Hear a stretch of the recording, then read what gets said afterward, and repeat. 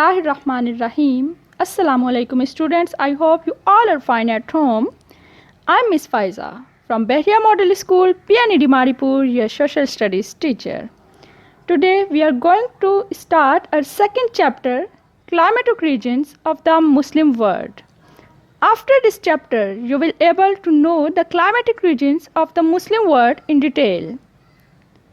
We will cover some subtopics in this chapter like desert, semi-desert and scrubland, tropical grassland, tropical forest, temperate desert, Mediterranean climate, temperate grassland and monsoon.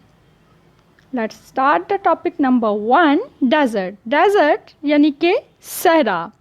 Desserts का शुमार dry areas में होता है जहाँ दूर दूर तक रेत ही रेत नज़र आएगी. यहाँ पर वाटर रिसोर्सेज ना होने के बराबर हैं.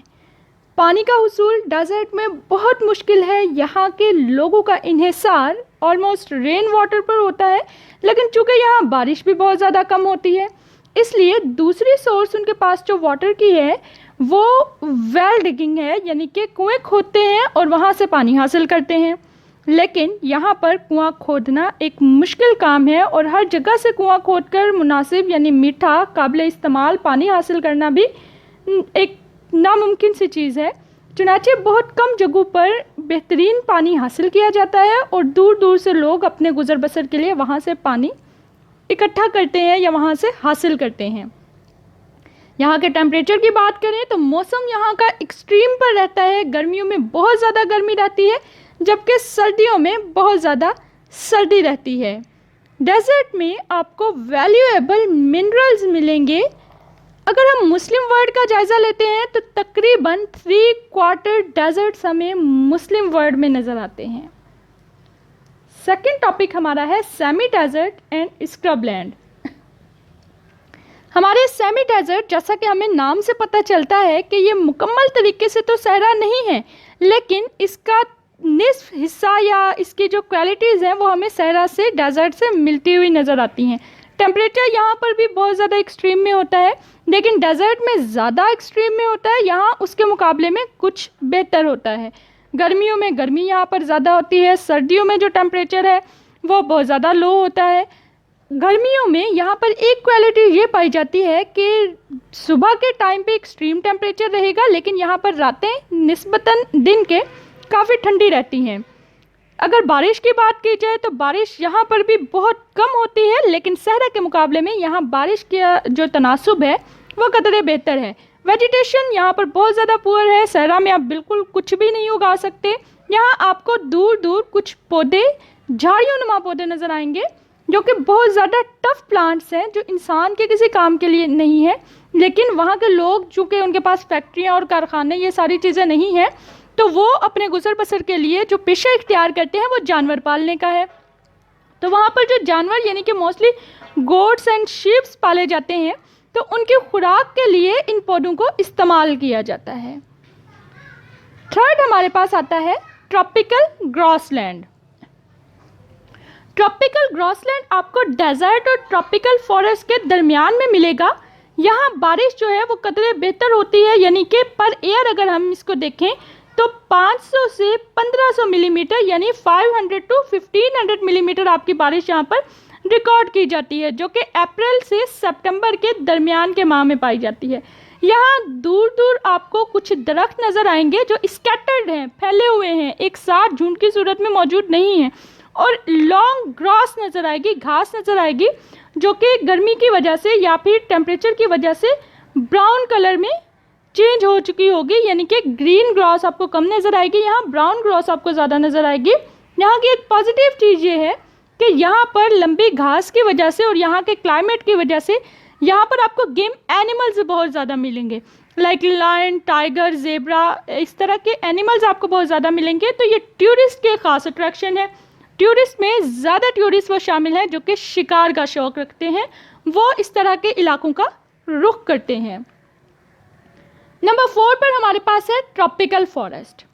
ट्रॉपिकल फॉरेस्ट की अगर हम बात करें तो ट्रॉपिकल फॉरेस्ट हमें नज़र आता है सेंट्रल अफ्रीका में और इक्वेटर लाइन के आसपास मोस्टली नज़र आएगा, साउथ ईस्ट एशिया में नज़र आएगा.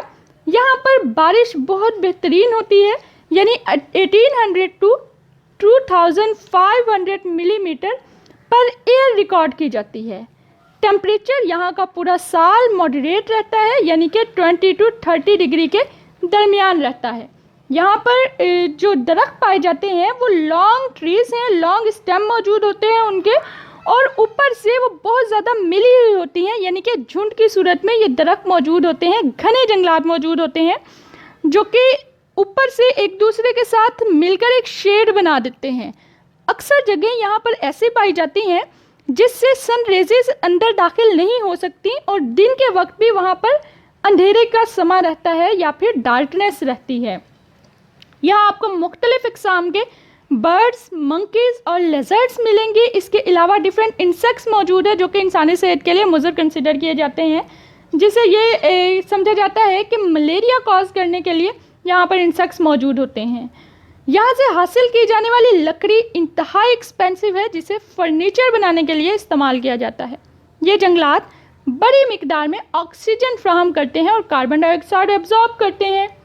अमेज़न फॉरेस्ट पूरी दुनिया में हाफ ऑक्सीजन सप्लाई करने के रिस्पॉन्सिबल हैं। नेक्स्ट हमारे पास आता है टेम्परेट डेजर्ट। ये ड्राई लैंड पर मुश्तमिल होते हैं। यहाँ पर ईयर 50 to 300 मिलीमीटर बारिश रिकॉर्ड की जाती है। ये गर्म इलाके हैं, लेकिन उतने गर्म हरगिज़ नहीं जितने के डेजर्ट और सेमी डेजर्ट हैं। मुस्लिम वर्ल्ड में ईरान, अफ़गानिस्तान, सेंट्रल एशिया और पाकिस्तान के कुछ हिस्सों में आपको टेम्परेट डेजर्ट्स नज़र आएंगे। नेचुरली यहाँ कुछ छोटे छोटे पौधे और घास मौजूद है। कबायली लोग ज़्यादातर अपने जानवरों के हमरा इन इलाकों में रहना पसंद करते हैं, क्योंकि ये जो घास है और ये जो पौधे हैं ये उन जानवरों के लिए बासानी खुराक मुहैया कर सकते हैं। अगर हम एग्रीकल्चर को देखें तो यहाँ पर ये एरिया इतना फर्टाइल नहीं है कि यहाँ पर हम कुछ भी जो है उगा सकें। सो इरिगेशन के ज़रिया से यहाँ पर काश्तकारी की जा सकती है, यानी कि दरियाओं के ज़रिया से यहाँ पानी पहुँचाकर हम काश्तकारी कर सकते हैं, एग्रीकल्चर का काम कर सकते हैं। जिसकी एक एग्जांपल हमें उज़्बेकिस्तान है, जो कि मुकम्मल तौर पर टेम्परेट डेजर्ट पर मुश्तमिल है। लेकिन अगर कॉटन ग्रोइंग एरियाज़ में देखा जाए, कॉटन ग्रोइंग स्टेट्स में देखा जाए, तो ये 5वें नंबर पर लार्जेस्ट स्टेट कंसिडर की जाती है पूरी दुनिया में कॉटन ग्रो करने में। पाकिस्तान में मौजूद टेम्परेट डेजर्ट्स में भी डिफरेंट रिवर्स के ज़रिए से और ट्यूबवेल के ज़रिए से जो है यहाँ पर भी काश्तकारी की जा सकती है, एग्रीकल्चर का काम किया जाता है। नेक्स्ट हमारे पास आता है Mediterranean climate. This is such a favourable climate. यहाँ सर्दियों में बारिश होती है जबकि गर्मियों में मौसम खुश्क रहता है। यहाँ की क्लाइमेटिक सिचुएशन बहुत ज़्यादा फैली हुई नहीं है। यहाँ पर आपको सिट्रस फ्रूट एक बड़ी मिकदार में नज़र आएंगे। इसके अलावा एक्सपेंसिव किस्म के आपको फ्लावर्स यहाँ पर नज़र आएंगे। मेडिटेरेनियन क्लाइमेट के बाद हमारे पास आता है टेम्परेट ग्रासलैंड।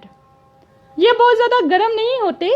यहाँ सालाना अगर बारिश रिकॉर्ड की जाए तो ऑलमोस्ट 400 मिलीमीटर बारिश यहाँ पर ईयर रिकॉर्ड की जाती है।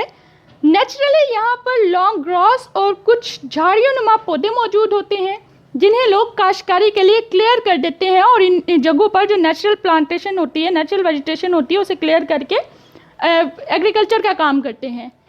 इन इलाकों में सीरियल यानी कि वीट और बार्ले आपको बड़ी तादाद में नज़र आएंगे। With the help of irrigation यहाँ मुख्तलिफ पौधे उगाए जा सकते हैं। यह क्लाइमेटिक रीजन जानवर पालने के लिए बेहतरीन समझा जाता है। मुस्लिम वर्ल्ड में तुर्की, सीरिया, लेबनान, फ़लस्तीन और जॉर्डन, इराक के कुछ इलाके जो हैं वो टेम्परेट ग्रासलैंड पर मुश्तमिल हैं। टर्की की अगर हम बात करें तो टर्की में मौजूद टेम्परेट ग्रासलैंड फर्टाइल नहीं है, जबकि कुछ ममालिक के टेम्परेट ग्रासलैंड में हर किस्म के अक़साम की काश्तकारी की जा रही है, जिससे वो अपनी मुल्की ज़रूरियात को पूरा कर रहे हैं। इस चैप्टर का लास्ट टॉपिक हमारे पास आता है मॉनसून। मॉनसून बेसिकली समंदरी और सतह ज़मीन की हवाओं के आपस में मिलने की वजह से अमल में आता है। आमतौर पर ये हवाएं नॉर्थ ईस्ट से स्टार्टिंग के 6 मंथ चलती हैं और लास्ट के 6 मंथ इनकी डायरेक्शन साउथ वेस्ट की जानिब से रहती है। अगर पाकिस्तान में मॉनसून का जायज़ा लें तो इन्हें हमने 2 हिस्सों में डिवाइड कर दिया। नंबर 1 जुलाई टू सितंबर और नंबर 2 दिसंबर टू मार्च। गर्मियों में सतह ज़मीन पर हवा का दबाव कम रहता है और समंदर में ज़्यादा। अरेबियन सी और बे ऑफ बंगाल से हवाएं इंडिया में दाखिल होती हैं और इंडिया से होते हुए जुलाई से सितंबर के दौरान पाकिस्तान के नॉर्थ से पाकिस्तान में दाखिल होती हैं। अब इंडिया में पहले दाखिल होने की वजह से ज़्यादा बारिशें मॉनसून की इंडिया में हो जाती हैं और बहुत कम बारिशें जो है पाकिस्तान के नॉर्थ में होती हैं और कुछ बारिशें जो है बाकी एरियाज़ में रिकॉर्ड की जाती हैं। जबकि दिसंबर से लेके जो मार्च का एरिया है जिसमें हमारी दूसरी मॉनसून हवाएं चलती हैं, इस दौरान ये हवाएं पाकिस्तान में वेस्ट की जानिब से दाखिल होती हैं, यानी ईरान और अफ़गानिस्तान से होती हुई पाकिस्तान में दाखिल होती हैं और ज़्यादा बारिशें ईरान और अफ़गानिस्तान में रिकॉर्ड की जाती हैं। सिर्फ कुछ हिस्सा बारिशों का पाकिस्तान में देखने को मिलता है। इसे हम वेस्टर्ली डिप्रेशन या वेस्टर्न डिप्रेशन भी कहते हैं। आई होप कि चैप्टर नंबर 2 के तमाम टॉपिक्स आपको बहुत अच्छे से समझ में आ गए होंगे। अपना बहुत सारा ख्याल रखिएगा। अल्लाह हाफिज़।